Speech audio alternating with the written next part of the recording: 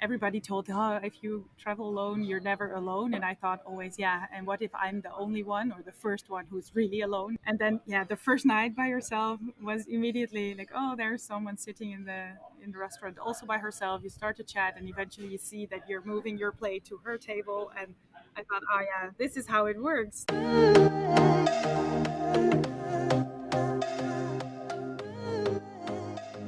Welcome to the Travel Not to Escape podcast. I'm your host, Jolene on the Go, solo female traveler and creative entrepreneur. Think of me as your skydive instructor, empowering you to take the leap into solo travel to push past your fears and transform your life. Join me every Tuesday as we explore the world of solo travel with purpose and discover how you can use it for your personal transformation, learn how to make meaningful connections around the world, and reignite your spirit of play. We aren't just talking about traveling to find ourselves anymore. We're all about doing the work to understand who we authentically are, breaking through our limiting beliefs, and taking the leaps to manifest lives we are excited about. Through interviews, solo episodes, and meditations, each episode is packed with practical tips, strategies, and inspiring stories from guests who have transformed their lives through solo travel. Whether you're a seasoned traveler or just starting out on your journey, the Travel Not to Escape podcast is here to inspire and empower you to solo travel with purpose. Strap on your helmet. We're about to jump headfirst into the journey of a lifetime. Are you ready? Let's go. Welcome to today's Travel Not to Escape episode. I'm so excited to introduce you all to Juul, a PhD researcher from the Netherlands who loves to surf and do/teach yoga. She's studying the effects of moving houses, especially during childhood, on people's well-being. And for her last year, she's in Bali to study a group of people who chose to move very often, digital nomads. And I had the chance to have her interview me and my life, and that will be our next episode. But I want to share with you my interview with Juul first, how she got into this research, and a bit about her solo travels and findings so far. So let's dive in. So it would be really helpful if you can give me a little bit of a background as to who you are and how you got started doing this research on digital nomads. Yeah, well, I've been in my PhD for now, I'm in my fourth year, and I started. Well, the bigger story is that I was actually also in like a previous life with a completely other job, and then I started back into university. And after university, I thought, okay, I want actually to go for travel. Things in my own private life happened, and I thought I want to go for a longer travel, and then I'm ready to go back into a new job. So I was in India, and then of course COVID happened, and the plan was to go to Indonesia afterwards. So yeah, then I was suddenly back home with my parents because my place was already rent out to someone else, and yeah, I was looking for PhDs because I wanted to start that after the trip, and I thought, yeah, we all don't know how life looks like Mm-hmm. in a few months or years. So I can always start and maybe I'll quit. And then there was this PhD project about what it does to children to move a lot, Ah. and how it affects their mental well-being. And it was also about immigrant children versus children who were born in the country that they lived in. So I was very interested in that. So I started the PhD, and the first 3 years were actually more about childhood moves, Mm. because children they don't choose to move, and all the literature is actually always pointing to the negative sides of why it's not good for children to have that instability, but also that children who moved a lot have also higher likelihood of moving more often in adulthood. So I was thinking then there is this group of digital nomads that's slowly sort of getting more and more popular, and they are in the country that I actually wanted to go to in Indonesia. So what about them actually? Why do they choose to move so often if it's sort of in general thought of as something negative to move so much? So I started to think about that, and it started a bit from an opportunistic idea of I want to go to Indonesia and maybe I can combine it with work. And then suddenly I thought it is actually pretty interesting. And there was so little research into this group yet. So it's something that's becoming more and more popular, but it also has a very big impact if this is staying. Like if it's not only a trend and people like it after COVID for a while, and Mhm. then it dies out. But if this is staying, that it creates a sort of new way of living together, new way of working, new way of how people fill in their lives, which is a very interesting thing also for the field of social science where I'm working in. So luckily my supervisors also saw the relevance of this topic, so I could go to Bali to research it. Yeah. That's amazing. I love that one aligned with where you wanted to go already, but also I think that as we were talking earlier about the questions, um, I was curious why you were diving into some of the childhood things, Yeah. but that actually makes sense. Have you found that speaking with other nomads so far, that there is some type of correlation between traveling a lot when you were younger to wanting this lifestyle now? Yeah, well, of course I can't say like Yeah. conclusions yet, but I've been speaking now to about 20 nomads in depth in the interviews, and I see with most of them that actually they already moved. Either they are second generation or first generation immigrants themselves, so they experienced already the move to another country, or their parents already experienced that. So there is already this with a lot. There is a sort of basic experience of moving countries, and most of them moved already quite a lot when they were children. So it looks like there is something that people learn already in their childhood that makes them so adaptable that they can cope with this lifestyle, because not it's not for everybody. And Mhm. I also talked to some people that didn't move a lot, but there was some other kind of instability in the childhood, either with family relations, that made them already quite self-reliant, or like as the kids they felt like I have to take care of myself. So that self the independency, I think, is something you probably need as a digital nomad, because you do it by yourself, and that's not like you don't have that big support system physically around you. So that might be something that correlates, although I do now qualitative research and I can't speak about correlations Yeah. and statistical things. Yeah, But yeah, of course. yeah, it would be super interesting to dive deeper into that. But yeah, for so far I see a pattern, let's call it like that. Yeah. Yeah, pattern. Yeah. No, that makes sense because when you were talking, I think about a lot of my friends or even my ex who had very stable parents are still together. They were just very loving and supportive. They went through the same school system with all of their friends, still friends with their same friends from growing up. And they're the ones that don't want to travel. They're okay. They don't have that Yeah. need to go see the world. Some have never left the country. And very interesting to see what that does to you uh, as an adult, like Yeah. things that happen from your childhood and how that changes the lifestyle that you end up living. Yeah, and also the personality, because that's why I also asked you in the questionnaire about sort of personality questions, because a lot of siblings have the same childhood. Actually, we didn't talk about your siblings, whether they live a settled life or not, but some realize suddenly, like, hey, actually, my siblings have the same, maybe moving or unstable childhood, but they don't move. So there is also something, maybe it sort of adds up. You have either the experience in your childhood and a specific personality, and together that makes you either suitable for a digital nomad lifestyle or not. Yeah, so that would be something that I want to dive deeper into if I have the opportunity to continue this research.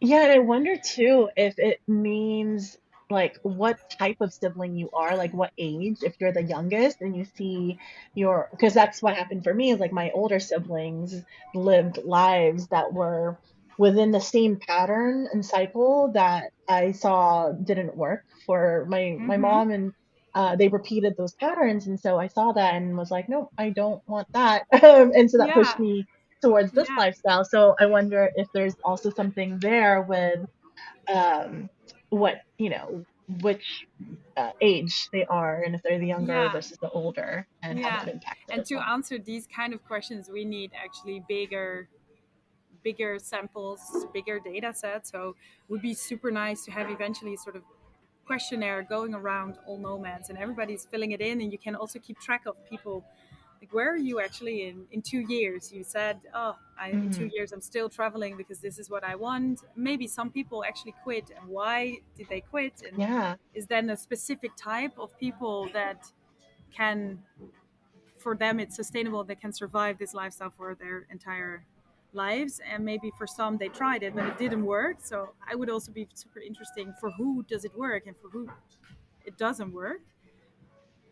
Because yeah, I mean, it looks perfect on Instagram, but it's not for everybody. Some people will Hmm. probably do this for a month and they think, oh my God, I want to back home where I know everything and it's too tiring for me. So that would be a very interesting, hopefully, future path of research. Yeah, that would be amazing because I think so many people are just starting on their nomad journeys now, specifically in Bali. I feel like Bali Yeah, is a good intro point because it's what you see in social media and it's that inspirational photo that gets you over here. And I've met so many people here, more so than in other places that I've nomaded, that have just in their first month or two of nomading. So yeah, this is the place you start if you're looking for long-term nomad research. And I think it would be really cool too, as we're publishing this podcast, start to ask around on the digital nomad forums that I'm in, because I think this is such a beneficial research that you're doing, because there are so many things that go into this lifestyle and a lot of people do end up quitting it, and I'm even yeah. curious what that ends up being. I've noticed that a lot of the times it's because this lifestyle forces you to sit with yourself and Mm-hmm. forces you to kind of like work through some issues. And you mentioned, things like a chaotic childhood, moving around a lot, like all that comes back up to surface when you're doing this. And if you don't have the support systems in place to be able to handle it and dive deeper into that, then yeah, it's that part where you use travel as a form of escape, but then when you're traveling you want to escape from what you're uh, feeling. So then you Yeah, think that by being back with your old support systems, then you're there, but then you go back into the cycle. And so I find a lot of those people end up traveling again, but in like different ways. So it's kind of like yeah, this cyclical pattern that you end up doing anyway. yeah, yeah. But as we're going through, I also wanted to ask, has this inspired you to nomad for longer as well? Yeah, that's a very good question because, of course, I'm asking myself this question. I'm not. I've been here now for like 3 good weeks, and I've been traveling before, but not working and traveling at the same time. And what I now do is, of course, it's not super digital nomad. I mean, I'm working out my interviews behind the laptop as well, but I'm mostly in the field talking to people. But since you hear so many stories, of course, you can't go to sleep without having that thought of, would this be something for me? I Yeah. I don't know. Um, I I I do think that the I spoke to people who said, well, the first few days or even weeks in a new place, I hate it because it's new. I feel I still not really belong, especially because if you come from, well, what you said, like 6 months in a specific place, you felt settled in and you have your people, and then suddenly you move and you have to start all over again. That is something that I also experienced with either traveling or now that, yeah, I moved after 2 weeks where I already felt a bit of home, and then you come in a new Yeah. place. So if I would do it, I would like to do it a bit more slow, not like Hmm. every week or every 2 weeks Yeah. in a new place. But it's definitely something that I also thought, if this research works out and this one is, it's something that at least more than only me is interested in, then I might be able to get a research grant to continue this research, and that would also allow me to travel more combined with my research work. So yeah, that would be super cool. But if I want to travel for my entire life, like on a fast pace, no, that's not the. No, not Yeah. the fast. How's it? Someone called it a hyper nomad. That wouldn't be for me. I Oh would be a God. slow mad, I think.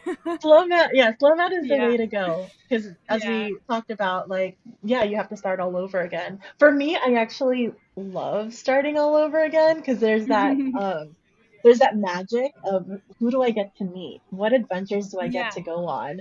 And how is this going to change me in ways that I don't even know yet? So there's that like newness yeah, and turning a new page and just like seeing the words written out as you're living through it. So that's the perspective I like to do, yeah, because it makes things a little lighter too, because you're like, wow, if I met all these amazing people in my last city, who am I going to meet now? Like, yeah, what amazing connections am I going to make moving yeah, forward? And you won't know that until you get to that new destination. So it's always like a yeah, fun, exciting time. But yeah, it is really about like how long do you stay and what's sustainable for you? And some people can be a hyper nomad and others, yeah, they gotta stay yeah. It longer. depends on whether you have that energy. But indeed, what I do feel is I'm now turning 33 next week, Oh, and I wow, see, yay. yeah, I see around me all the friends settle in, starting to buy houses, babies, and I don't know if that it doesn't resonate to me that much so Hmm. far.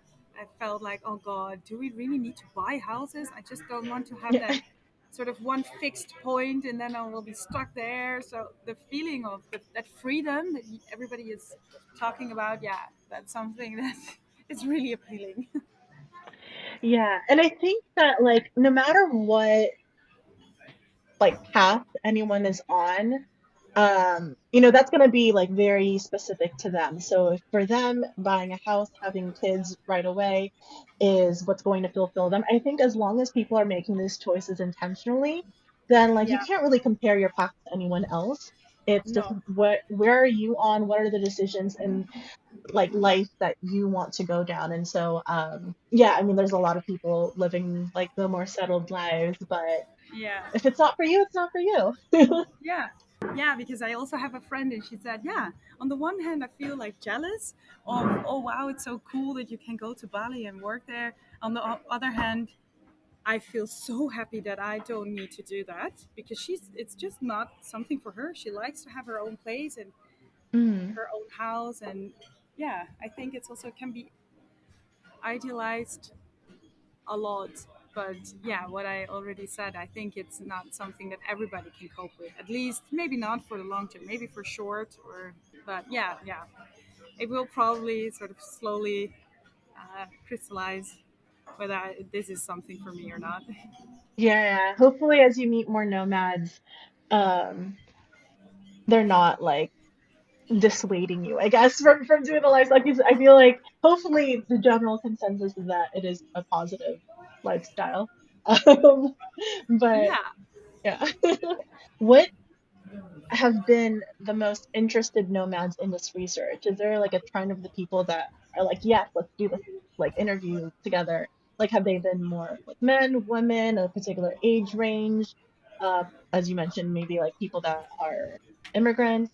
Um, what's Um. your Well, so far, I was in Ubud for most of the time, and I think in general in Ubud there's a bit older crowd than here in at least this hostel in Canggu. But I think it's also hostels attract. It's cheaper. It attracts yeah. different type of people than in where we stayed in Ubud. It's more expensive. It's more for I think people who are working a bit longer in the lifestyle as well. Here a lot are just recently started. Mm. And since I want to talk also about the how they experience the constantly moving part, I don't really speak to people for my research that just started yet. Mm. But so far, everybody is quite interested. And in the beginning, I thought I entered the first co-work space and I thought, oh, shit, everybody's really working here. Like Yeah. earphones on, laptops open, silent, working hard. And I don't know what I expected that everybody was chatting and like the pictures that you see on the internet Yeah. where everybody is reaching over the table, laughing, giving each other coffee. That's So I hilarious. thought, oh, I really need to sort of step over something to start the conversation and ask them. So it really helped to go to the events, which you also said, like Mhm. a lunch together or some trip to go for snorkel, because then you also meet the people and it's not like straight into your face like, hey, do you want to have an interview with me? Some were a Yeah. bit like, oh, what is it then, and what do I need to do, and does it cost a lot of time? But mostly people are super open and interested. So that's why I also made this Instagram, to keep them a little bit updated, because scientific world is slow. I mean, it takes Yeah. at least a year for the paper to be published, and that's fast. So for most, like Nomad, life is quite fast paced.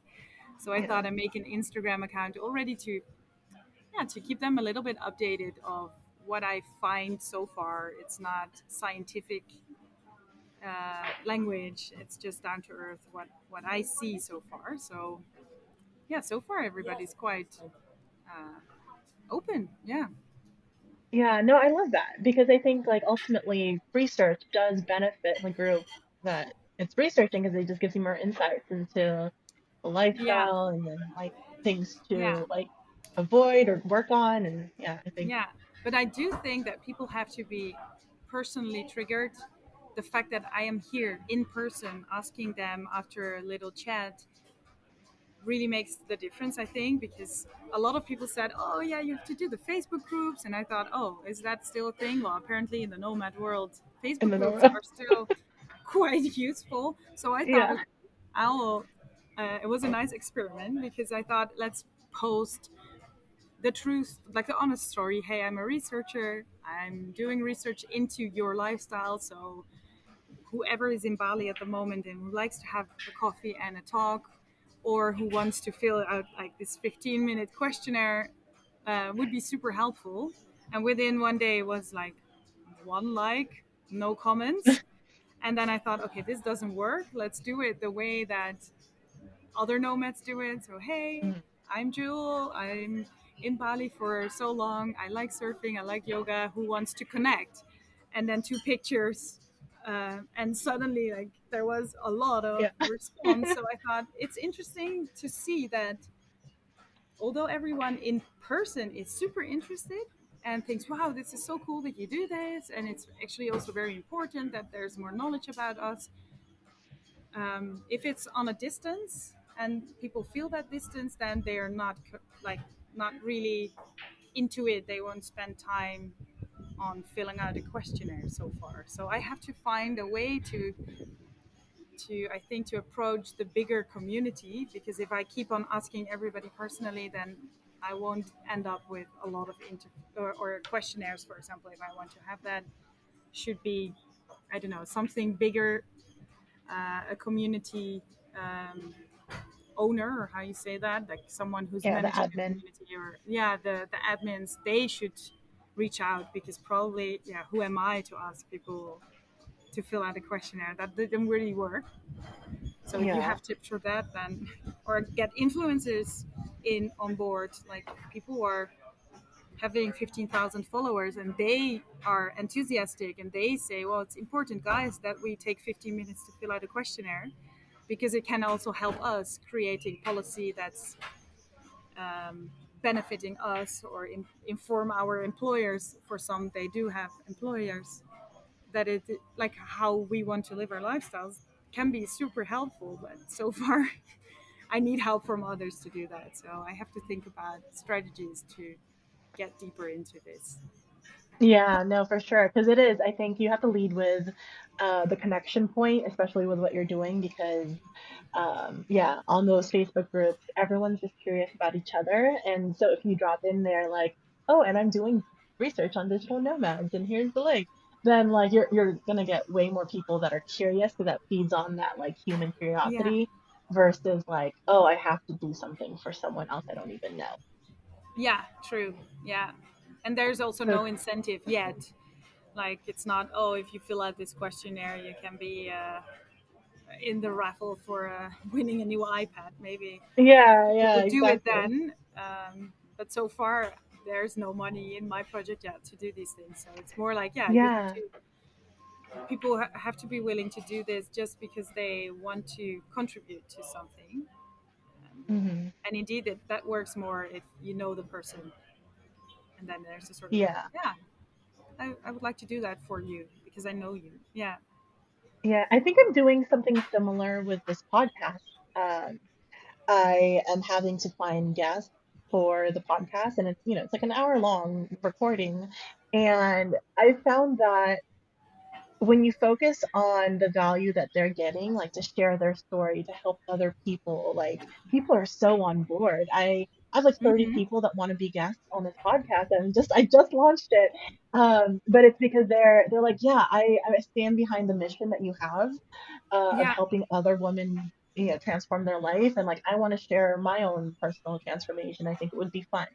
So I've Yeah. had a lot of People traction have on to that. see, yeah, the value of their contributions, and if they spend an hour, they want to know, okay, why am I actually doing this, and what is not something like I need something in return, like money wise, but maybe indeed that Hmm. they see, okay, but I can actually do something for other people. Yeah. Yeah. And how has it been in terms of connection? So you've been here for a little bit and you have moved cities. How has it been connecting with people, not just from a researcher perspective, but actually on like a more meaningful like, friendship level? Yeah, that's interesting, because I've noticed that in the beginning I was also a bit, when I just arrived, I thought, oh yeah, I'm here for the research. That should be priority. I have 2 months. I don't know how open people are, so I just go full into it. Um, Luckily, I got the first participant at the first day, so that gave me confidence. But I also went so much. Yeah, you have this double agenda constantly. So if you meet a new Mm, person, you think, oh, would you be a nice participant or not? And I feel it's very different from the previous travels I did also by myself, that I realized like, oh, I seek more contact with people back home than normally, maybe because all the social things I do, I have dinners every evening with the new people, lunches with someone else, and then a coffee with another person. But it's always because I want to hear their stories, and so far mhm, it's not like friendship. It's more, um, I wouldn't say work related, but yeah, if it's an interview, it's of course not a balanced talk. So I thought, hey, mhm, I noticed that I call more with, for example, my boyfriend back home than I expected, just because probably I don't tell my story of how the day was, for example, to someone. So I thought I should change it a bit. If I'm here for 2 more months, I should also invest in people who I actually just like as to hang out with. They don't need to be participants always. Can also be travelers or can be people who just started and who don't qualify as participant. They might be super nice. So it's interesting to notice that that can go. Yeah, I mean, talking to people is not always enough for to feel like, oh, I have friends here. So that's an interesting yeah. thing that I discovered myself as well. Yeah, no, that is really fascinating because your work is talking with people and going to these events, the boundaries are blurred between your personal Yeah, life and your work life. And that's yeah, a common thing that happens with digital nomads as well, because you're networking with people, but then also want to be friends. And it is this fine balance of you having to set a boundary of, okay, this is going to be a friend relationship. This is going to be a working relationship only. But you need both in order for it to be sustainable. yeah, So yeah, I think it makes sense that like, okay, you set the hours from this to this, or like, lunches and coffees are going to be part of research, but I'm going to go to some events where I'm just Jewel, I'm just yeah. me, and I I I want. thought also I just go to this event and it's weekend. I don't know. It was even Sunday, I think. I won't be asking anyone, and still it happened. And I thought, oh, this was not my working day, and still I recruited 2 participants. But indeed, Oh. yeah, I also feel like if I need meet new people, and they might be also some people that I interview, either I should interview them immediately so that my opinions are not biasing what they are telling Hmm. me, or or I feel always a bit hesitant with what I say, what my opinions are, because I don't want to influence what people tell me, because I already told them that I don't know, I like yoga. Maybe they hate yoga, and suddenly they say, yeah, I also came here for yoga because I like yoga, you know?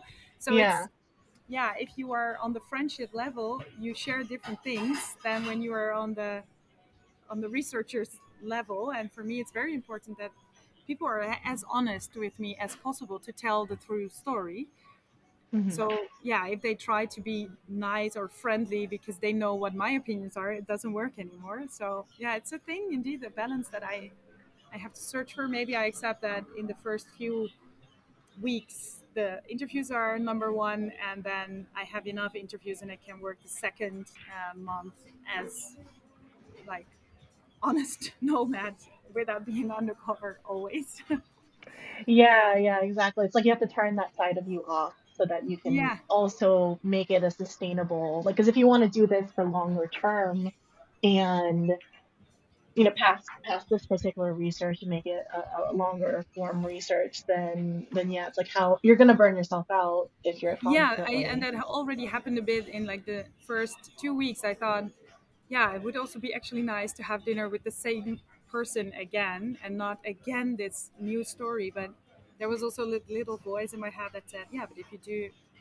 if you keep on hanging out with the same people, you won't meet new ones, and you need more than maybe in your daily life. You have enough if you have five good friends, but I need more than five participants. So I need just, it's true, need to keep on going. And that, yeah, that was way too much. Then I end up with Yeah, three participants or three interviews in one day, and it's way too much. I mean, time wise, it's possible. Energy wise, it's quite it's a lot. intense. Yeah, Yeah, yeah, because I have a lot of nomad friends around different parts of the world, and yeah, I think it would be cool to have them chat with you as well because I think yeah. that. Yeah, and especially if they are somewhere else in the world than this questionnaire. You filled out the shorter version, but I also made a longer version for people who are not able to do either interview because they are not here, or because they don't have time. It's 15 minutes, but it captures kind of the interview, but then a little bit more, yeah, short and brief. Um, so yeah, it would also be nice eventually if I focus a bit more. Now the interviews have priorities.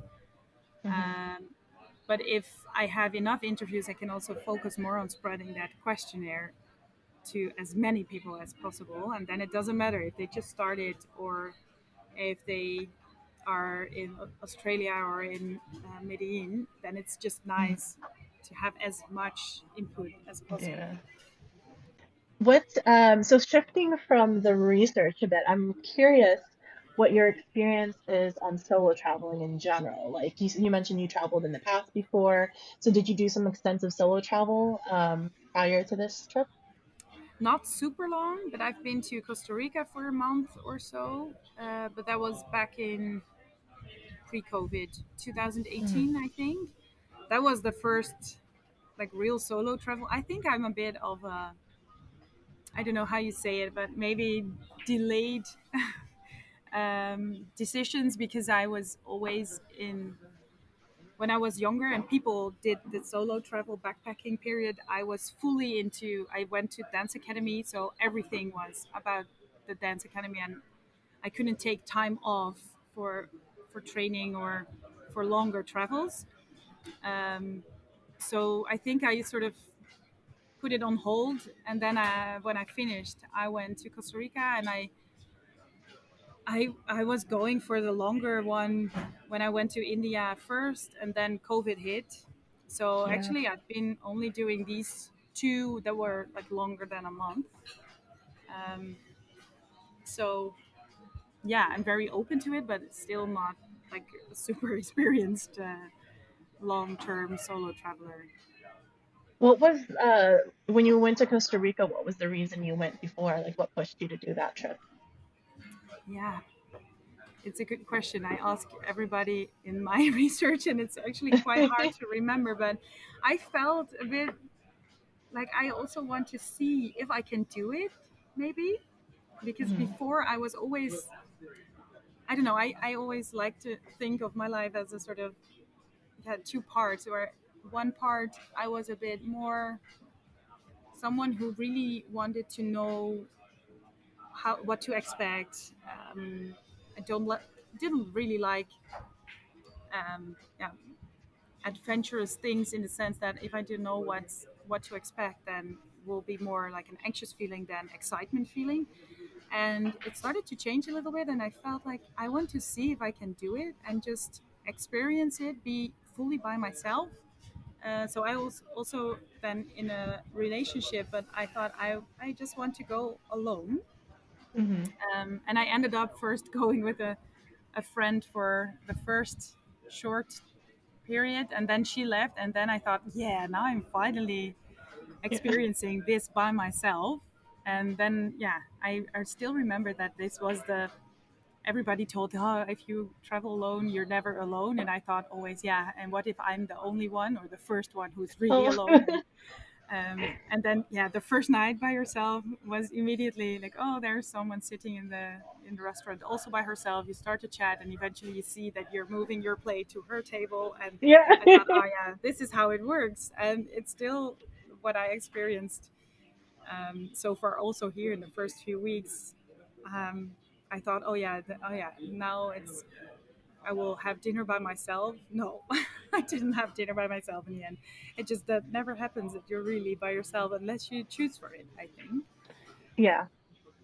Yeah, I think Yeah. that that's one of the misconceptions as well. Is like it's really scary when you think about it, but then when you're actually there, you're like, I I actually now carve out at least 2 days where I'm by myself, where I'm like, I just have to recharge because you have to. When you Yeah. go to a restaurant by yourself and you do something by yourself, like people are just generally going to be curious about you, and so yeah, you're like Yeah. having And that I think thing. that's during traveling so different than back home. I would never go by myself to a restaurant. And here it's super normal, and you see it also way more other people by themselves in restaurants. So it's not like, oh, I look like the lonely friendless person here by myself. Yeah. Well, back home it's different. You have a different mindset if you're back home, I think.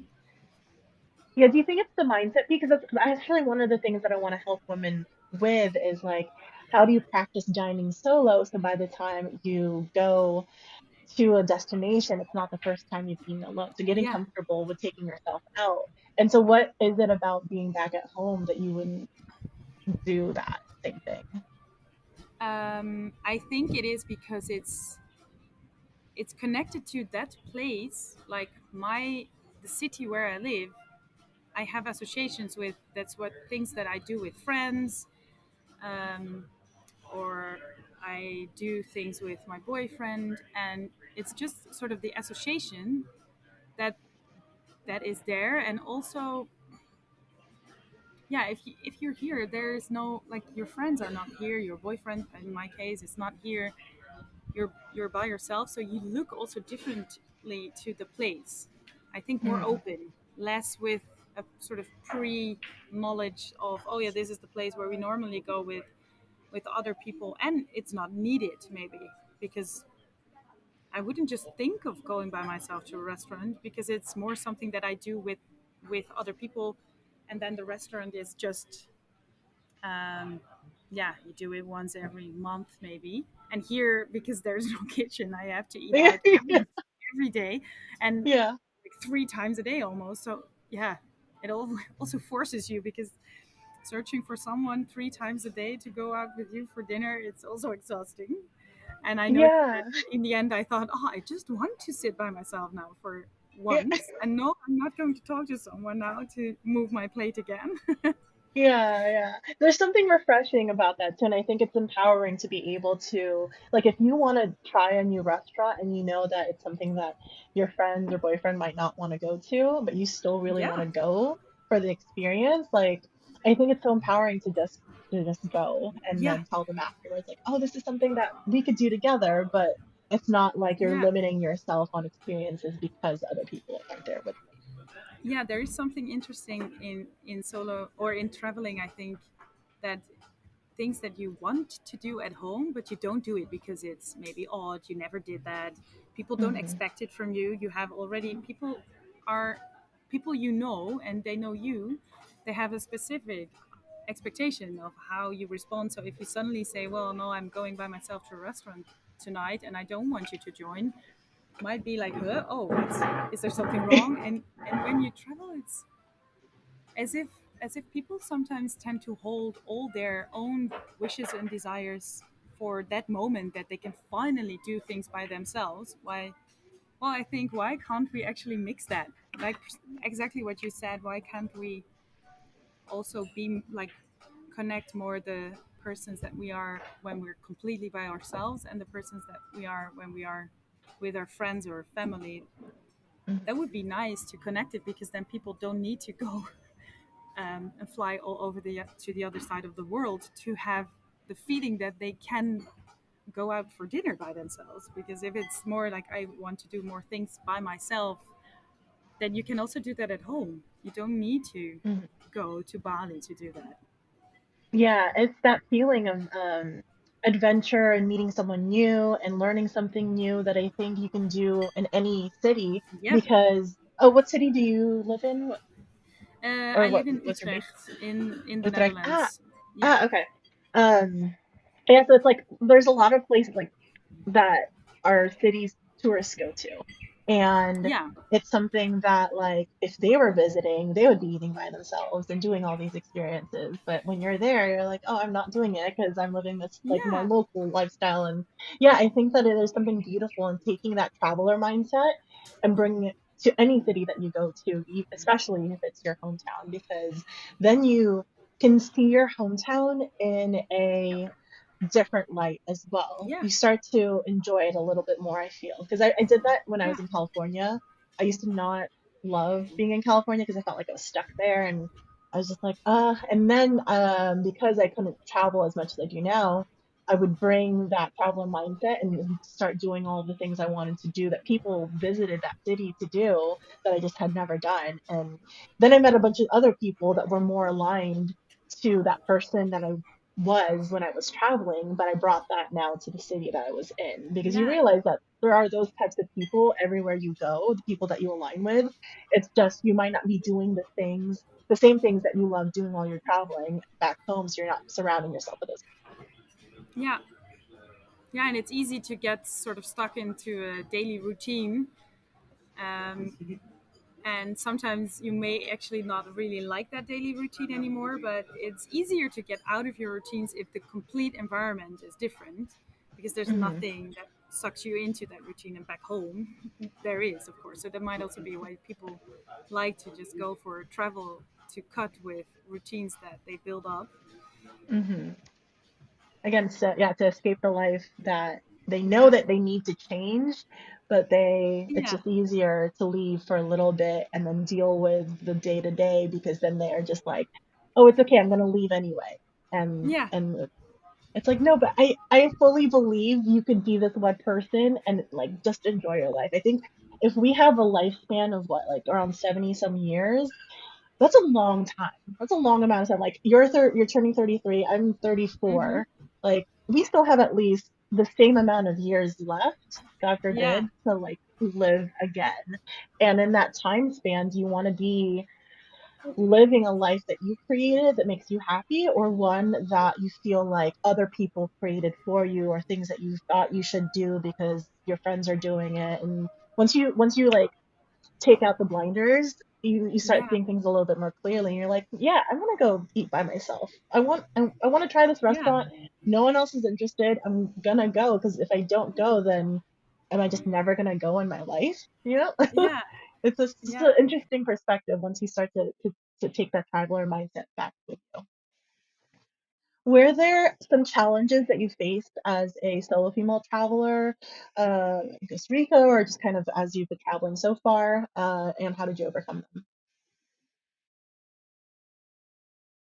Well, actually, Costa Rica felt like a very safe country to travel. I also chose it because it was um, at least framed as quite of a safe country, as well as an easy to Hmm. travel country, which I actually also experienced. I mean, the capital city, no, don't go there. I did some maybe stupid walks and I suddenly realized, like, oh fuck, where am I? This is Yeah, San not where I Jose, want to be. no. No. No, like suddenly I'm sort of, I have to walk over homeless people every 2 meters. I think I'm in the wrong direction.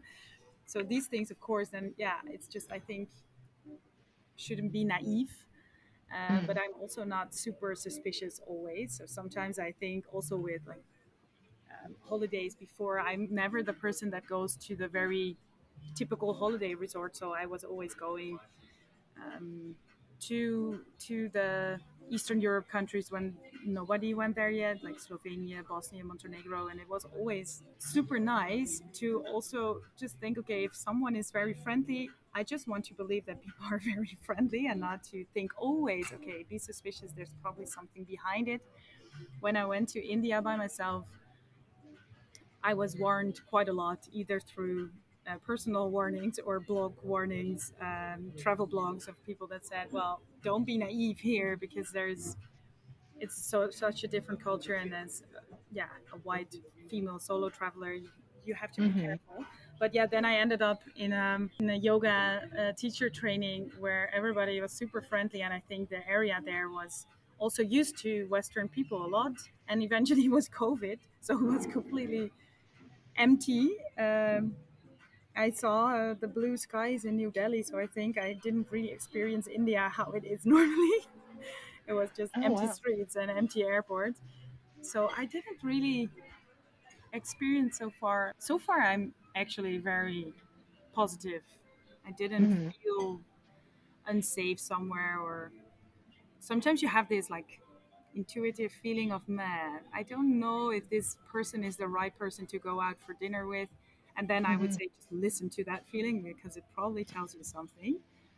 And Yes. sometimes I might have done things where you think like retrospectively, like, wow, what you did with that person, like, you didn't even know who it was, and you Yeah. just went on a trip together. Yeah, but it felt right. So Yeah. I just always think follow the instinctive feeling.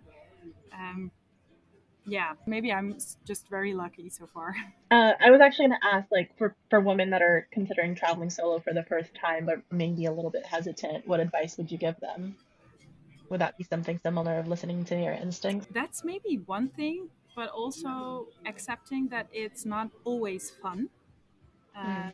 that it's not bad to arrive in a new place and feel super lonely if you see that everybody is already connected in the hostel, for example, and of course you're new, so you don't fit in immediately.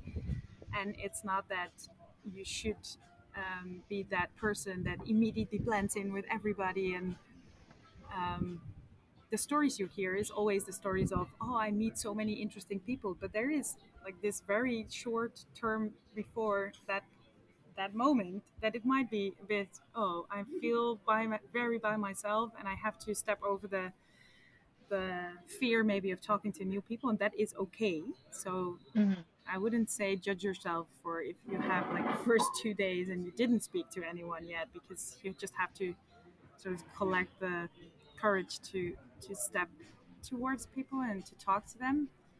And I would Yeah. also say, um, go and explore a bit more off the beaten track things.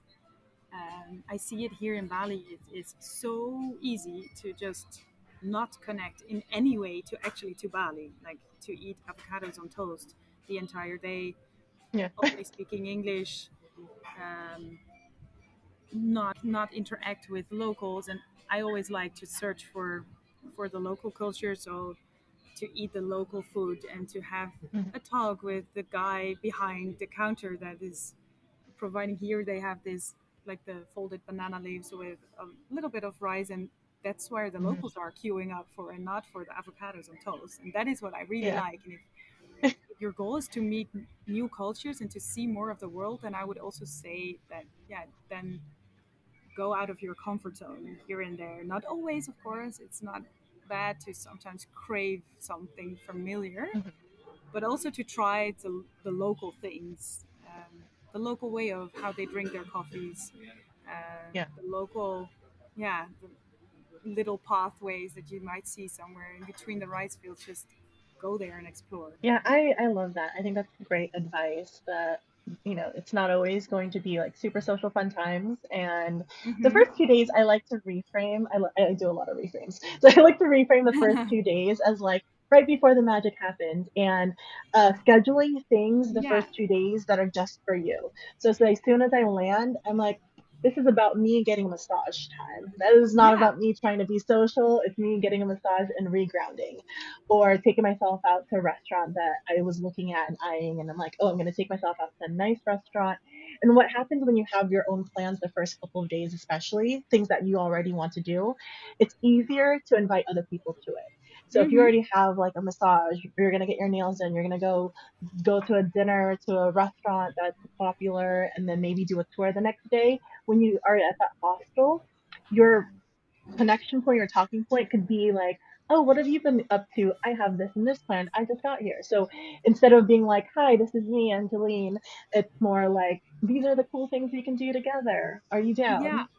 Yeah, and I also think you have a fair point here in planning your own stuff because it's super easy to feel in the first few days like, oh, I want also to belong to the community and then to follow too much and ending up Hmm. spending the 3 days that you're there doing actually things that you didn't want to do, but just because that Hmm. was the thing that everybody else was doing and you sometimes, yeah, you just have to say, okay, no, I won't join because tomorrow morning I want to go very early to see the sunrise there and there, so I won't go Hmm. to this party with you. So yeah, following the own path is challenging, but it's important. I mean, that's why you're here Yeah. for. Exactly. And you'll find that if you say, I'm going to go for sunrise, you'll have people who are like, no, I'm going to continue drinking. Totally fine. Or you'll be like, actually, I'm going to leave with you because I want to see the sunrise as well. Yeah. So you'll end up finding people that you actually connect with and have those commonalities with when you do that. I know we've been chatting for a bit and I really enjoyed this. I have one more question for you. How do you play right now in your life? Is play a part of your life? And like what what brings that side of you out? Yeah, I think I really do because sometimes I think you act like a child, Yeah. and it's part of me. I mean, I've I've been always someone who's very full of energy, so I search for ways to, whether it's through dance, through yoga, or I started surfing a few years ago, and that's really, it's sometimes a very big struggle, but it's also a play. I mean, you're in this Hmm. always playing with the waves, and it's also learning new things, I think, Yeah. that keeps that playful mindset. Um, and I'd like to be outside and sort of play around outside. But I think it's also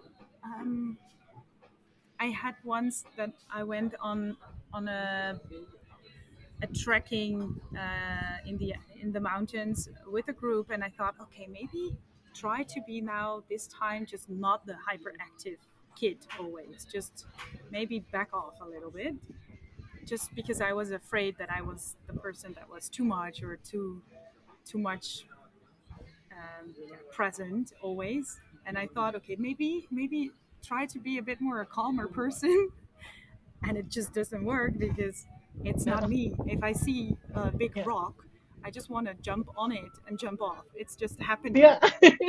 I also think if you want to do it and you think, oh no, maybe yeah, we're 30 plus, be an adult, you can't jump from stone to stone anymore. That's so sad because it gives you these little moments of happiness, I think, if you just Hmm. follow that. So yeah, being outside makes it easier, I think, just to run sometimes when you feel like it, although there's nothing to run for, or yeah, Yeah. jump when you like it. Yeah. I absolutely love that. And I love that you still include play in your day and also lean into that because, yeah, the people that you meet when you're not being yourself, like when you're doing a disservice because they don't get to meet you and connect with that version of Yeah. you, and then you're meeting them and not fully being yourself, and it becomes an inauthentic experience for everyone True. involved. Yeah. It's like people are lucky to be able to see the full you and vice versa. So I think like play is a really good way to also be vulnerable and just lean into the happy moments. And when you play, you give other people permission to be as silly and also lean into that side of themselves as well. Yeah, I think that's a very fair point. If you start to jump from that stone, then you see suddenly that the other three people also want to do it. Yeah. So it's yeah. And it makes it really beautiful. So I'm going to close with that. I know you have your digital nomad research. You want to have more participants fill out the surveys and do interviews with. Do you want to have like one last few minutes where you do a bit of an announcement of how they can reach you or what it's about so that I can share this piece with the podcast? Yeah, so there is a website. It's called digitalnomadresearch.com, where you can find the basic information about the project, and you can also see there a link to the longer questionnaire if you want to participate in, and if you want to follow the yeah what I'm doing, but also maybe some findings, already sneak peeks into what might become research articles. You can follow the Instagram, which is at digital.nomad.researcher. So yeah, it would be super fun if people start to spread the word that this is going on, and yeah, the more people are involved, um, the more hopefully want to contribute. Amazing. Perfect. And I will grab those links from you as well so I can list them in the episode notes. Thank you so much for Perfect. being my first guest on this podcast. And Wow, I so really nice. enjoyed chatting with you. This is amazing. Yeah. Thank you for tuning in to today's episode of the As we Travel Not to discussed, the Escape research Juul is podcast. doing is so I hope you important for found our digital nomads. conversation So if you want to inspiring and participate, insightful. please And if go to you're ready to take the next step in your digitalnomadresearch.com journey of or on self-discovery Instagram through at intentional travel, I digital.nomad.researcher, invite you to join which our is linked vibrant in and the show supportive notes. community of And for the solo next female show, I'm travelers actually over going to on share my Facebook. exact interview with Inside our Juul community, asking you'll me find like-minded questions. And women so from all we will walks of dive into life, my sharing their childhood, stories, my nomad experiences, and life, tips and on some how of to my make lessons and travel learning a so far. transformative part It's of your out life. now, so just click It's play a on the safe next show. space See to you there. ask questions, seek advice, and find inspiration. To become a part of this incredible community, simply search for Travel Not to Escape on Facebook groups, or you can click the link in the episode description. I can't wait to welcome you into our tribe of fearless travelers. Remember, your journey of self discovery begins with that first step, so don't hesitate, join us today, and let's embark on this adventure together. Until next time, keep exploring, connecting, and playing, and safe travels, navigators.